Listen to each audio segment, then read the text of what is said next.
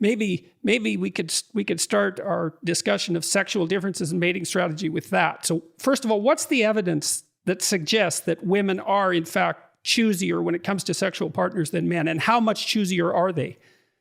Okay, great question. Well, so maybe first we could just define for listeners what sexual selection theory is, because most people, when they think about evolution, they think of survival of the fittest and that sort of nature redding tooth and claw. Yes, and a kind of a randomness too, which that's kind of implicit in the natural selection theory, whereas sexual selection is anything but random. Yeah, absolutely. So sexual selection. So if natural selection, this is oversimplified, but is the evolution of adaptations due to their survival advantage, or the survival advantage that accrued to the possessors. So things like fear of snakes, fear of heights, spiders, darkness, strangers, and so forth, food preferences, things that led to better survival. Sexual selection deals with the evolution of qualities that lead to mating success. And Darwin identified two causal processes by which mating success could occur. One is same-sex competition or intrasexual competition. And the logic there is that whatever, he thought about it in terms of contest competition, where there was a physical battle, like two stags locking horns in combat, with the victor gaining sexual access to the female, loser ambling off with a broken antler, dejected with low self-esteem and probably needing some psychotherapy. But the logic was whatever qualities led to success in these same-sex battles, whether it be athleticism, strength, agility, cunning, or whatever, those qualities got passed on in greater numbers due to the sexual access that the victors accrued. Qualities associated with losing basically bit the evolutionary dust. The second component, so that's intrasexual competition, which actually the logic is more general than Darwin envisioned. So like in our species, as we were alluding to, we often compete for position and status hierarchies. And so we can engage in intrasexual competition without engaging in this physical battle or contest competition, although I think that the contest competition was also part of human evolutionary history with males. The other component process is basically what Darwin called female choice. And the logic there is that whatever qualities, if there's some consensus about the qualities that are desired, that men possessing the desired qualities have a mating advantage. They get preferentially chosen. Those lacking the desired qualities basically become incels or involuntarily celibate. They get shunned, banished, or ignored. Now, the twist on that, and so I think sexual selection is by far a more interesting process and definitely has occurred with respect to humans. But the twist there is that we have mutual mate choice, at least when it comes to long-term mating, especially when it comes to long-term mating.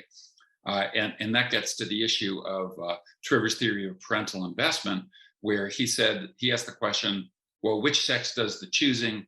Which sex does the competing? And his answer was the sex that invests more in offspring tends to be choosier. Sex that invests less tends to be more competitive for access to those desirable members of the opposite sex. But in long-term mating, now we know from our reproductive biology that women have that 9-month pregnancy, which is obligatory. So women can't say, look, I'm really busy with my career. I really only want to put in 3 months. It's just part of our reproductive biology to produce one child. And men can produce that same child through one act of sex. And so women are, at least when it comes to sex, the choosier sex, the higher investing sex, in part because the costs of making a bad mating decision are much more severe for women than for men. Man and woman hook up, have sex for one night, in the morning, they both realize, oh, this is a mistake. I shouldn't have done that. Well, if the woman gets pregnant, then she might be pregnant with a guy who is not going to invest in her offspring. A guy perhaps is someone that has poor genetic material. It does not have a robust immune system, et cetera. So anyway, so that's a long-winded answer to your question about sexual selection. Go ahead, please. Go ahead. I was just going to say that you asked about the evidence for females being choosier.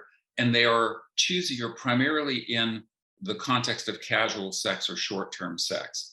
So that's where you find the big sex differences. And so one of the classic, and there's a ton of evidence for this. This is a sex difference that I capture in the book under the category of desire for sexual variety.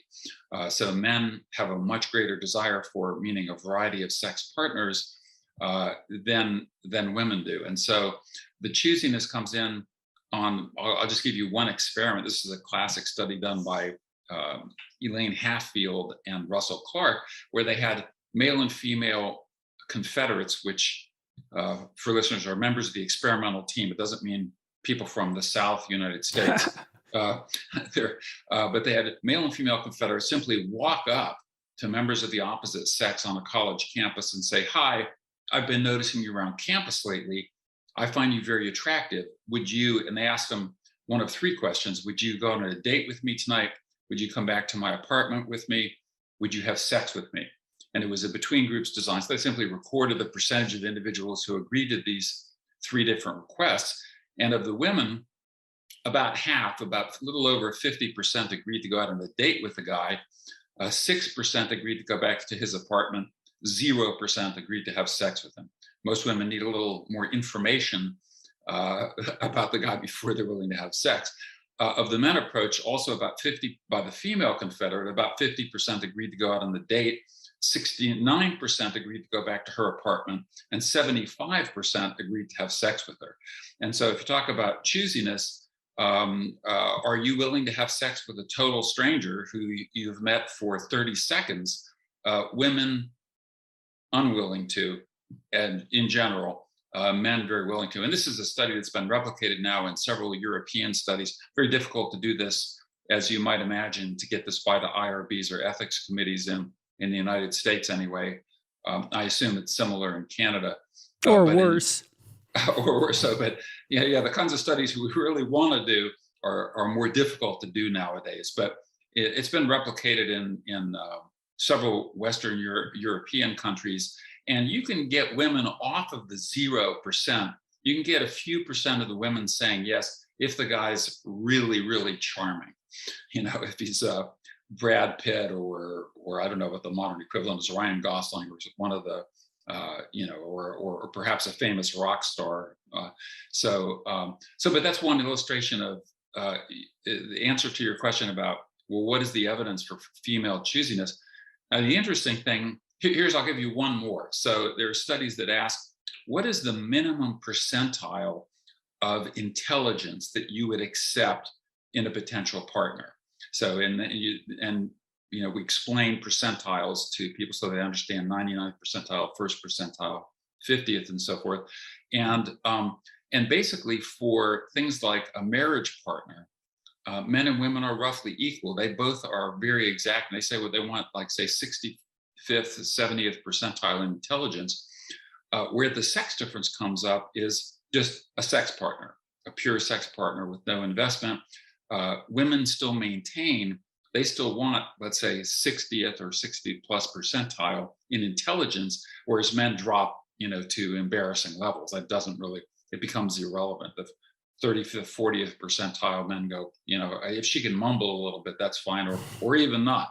So that's another indication of female choosiness, that is, they maintain greater choosiness when it comes to short-term sex, and are simply less comfortable with having sex with total strangers or casual sex. And I'll give you one more now that I'm rambling on, and then I'll get to some other interesting issues. This is an item on the sociosexuality inventory that colleagues Steve Gangestad and Jeff Simpson developed a long time ago. But one of the items that's an attitude item, and it says, sex without love is okay.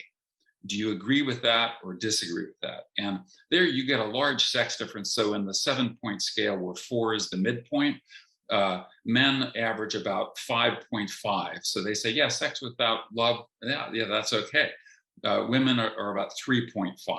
Okay, they're below that midpoint. It's another indication of this sex difference in choosiness. Do you know if that's modulated by Big Five trait agreeableness? Oh, that's a great question. I haven't seen any studies that link that Okay. Okay. big five to that item or the sociosexuality inventory in general. Yeah. Well, you'd wonder why, if compassion and empathy might be one of the things driving that, and the value that's placed on that as a consequence of being high or low in agreeableness. And that would fit in to some degree with the dark triad work, that because the primary difference there, is we'll talk about the dark triad in a minute, is that the dark triad types are low in agreeableness centrally. It's not the only thing, but that's central. Yes. So, and that's where Yeah. there's a big sex difference.